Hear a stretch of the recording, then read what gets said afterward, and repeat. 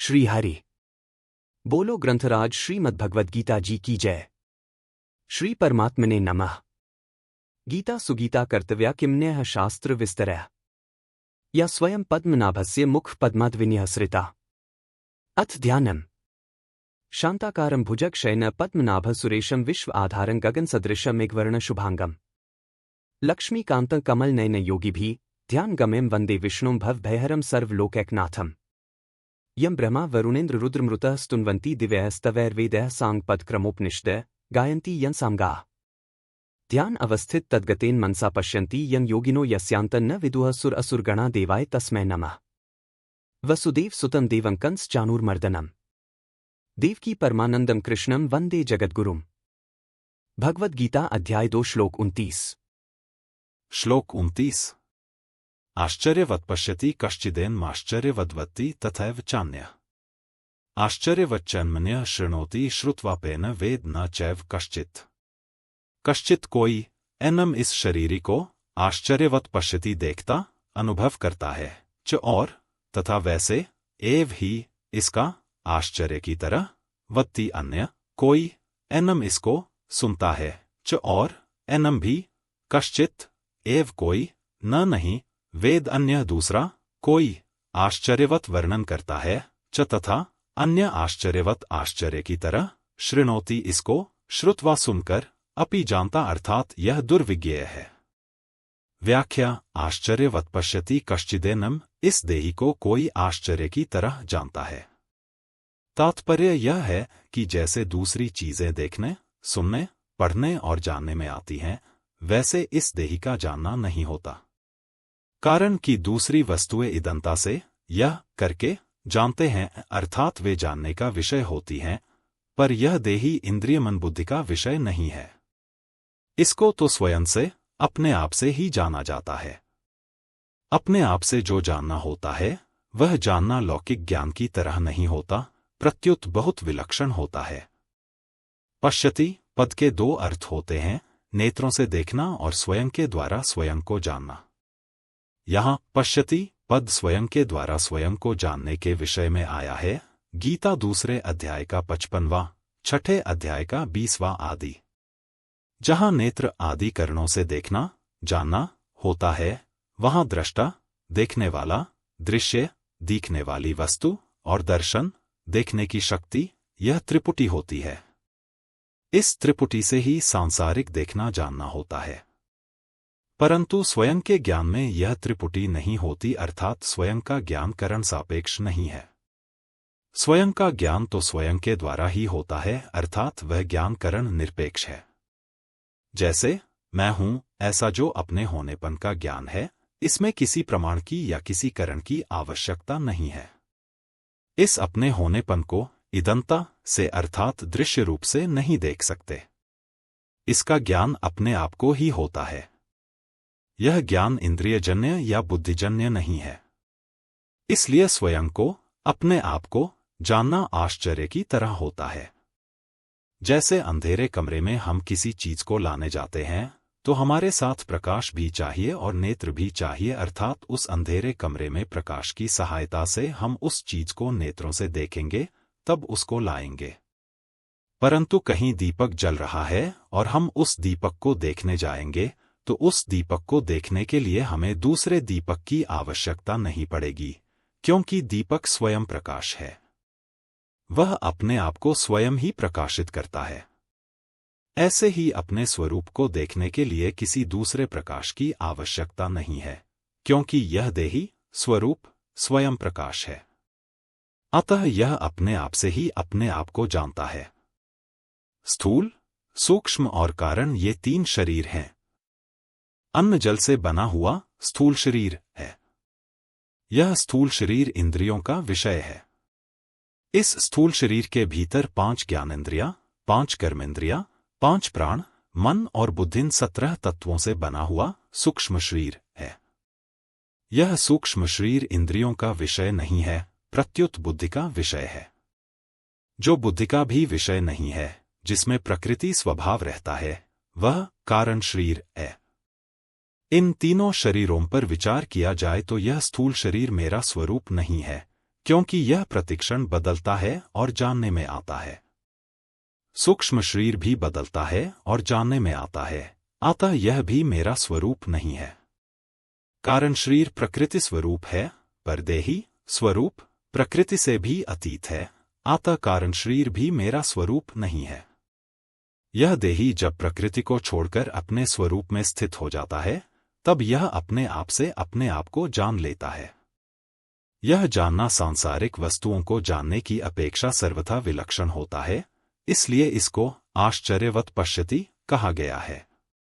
यहां भगवान ने कहा है कि अपने आप का अनुभव करने वाला कोई एक ही होता है, कश्चित, और आगे 7वें अध्याय के 3 श्लोक में भी यही बात कही है कि कोई एक मनुष्य ही मेरे को तत्व से जानता है, कश्चिन्मा वेत्ति तत्वतः।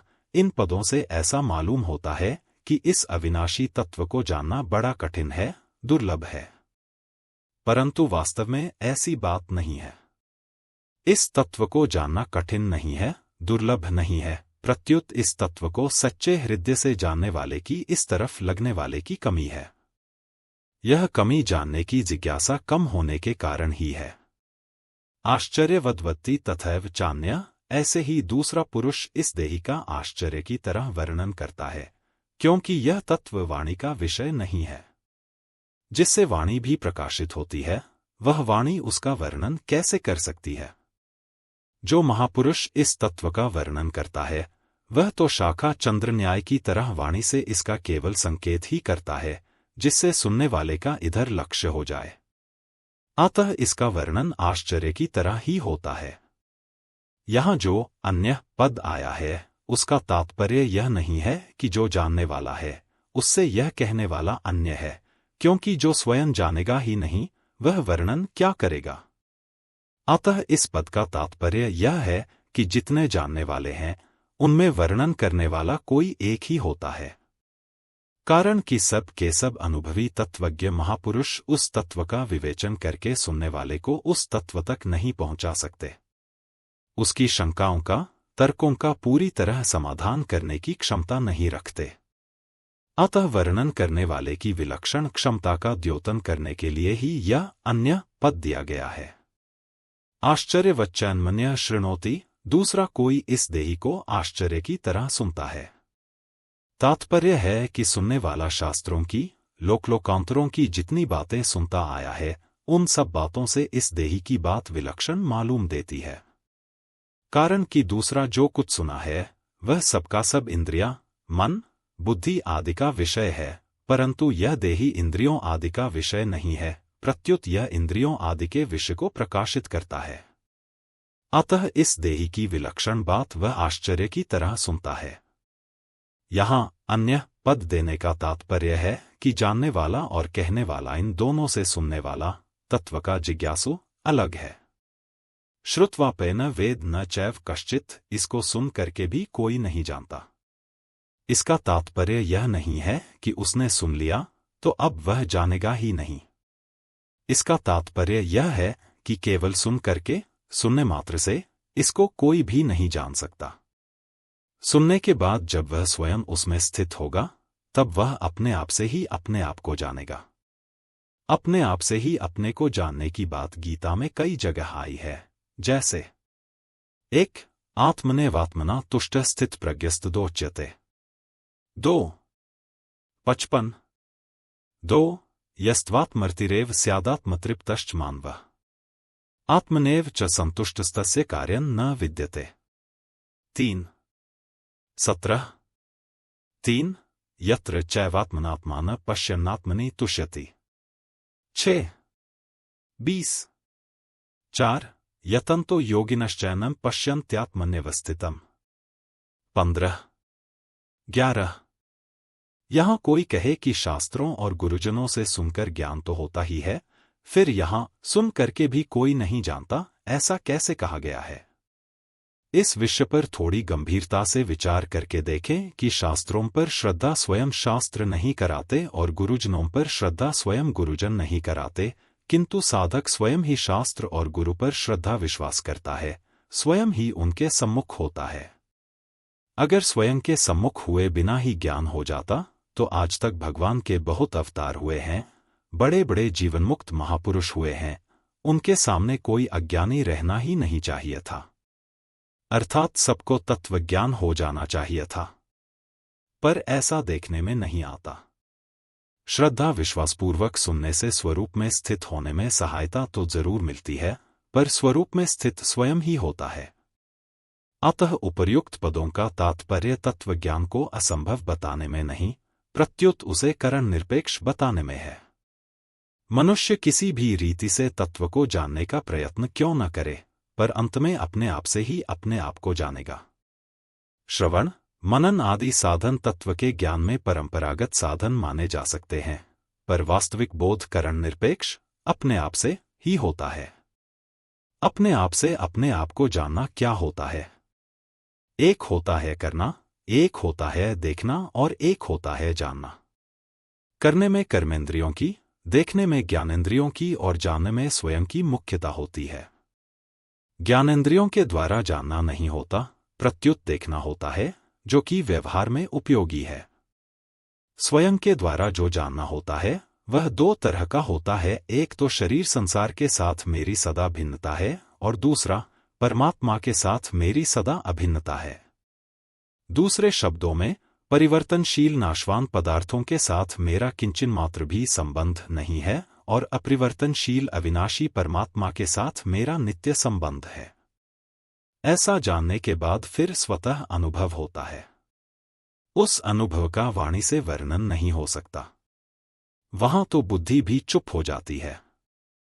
परिशिष्ट भाव शरीरी को सुनने मात्र से अर्थात अभ्यास के द्वारा नहीं जान सकते, पर जिज्ञासापूर्वक तत्वज्ञ अनुभवी महापुरुषों से सुनकर जान सकते हैं। यत्तांपि सिद्धाना कश्चिन्मा वेत्ति तत्वतः, गीता 7:3। आश्चर्यवद्वत्ति तथैव चान्यः कहने का तात्पर्य है कि तत्व का अनुभव करने वालों में भी वर्णन करने वाला कोई एक ही होता है। सब के सब अनुभव करने वाले उसका वर्णन नहीं कर सकते।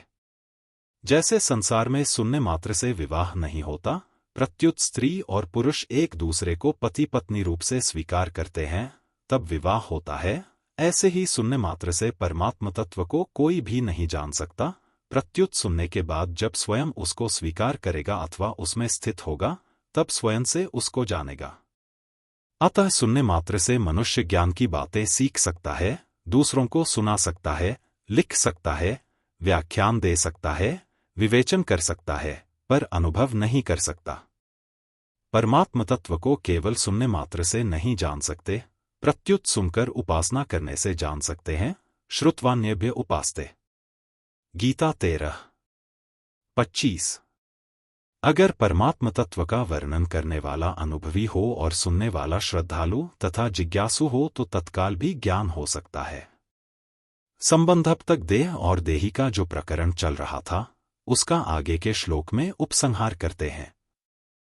ऐसी ही और वीडियो के लिए हमसे जुड़े रहिए और आपका आशीर्वाद और सहयोग बनाए रखें। अगर हमारा प्रयास आपको पसंद आया तो चैनल को सब्सक्राइब करें और अपने स्नेहीजनों को भी शेयर करें। बोलो ग्रंथराज श्रीमद्भगवद्गीता जी की जय। जय श्री कृष्ण।